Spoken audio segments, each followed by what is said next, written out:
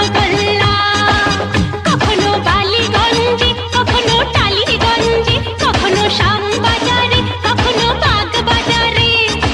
আমি বলি সবাই সাবধান,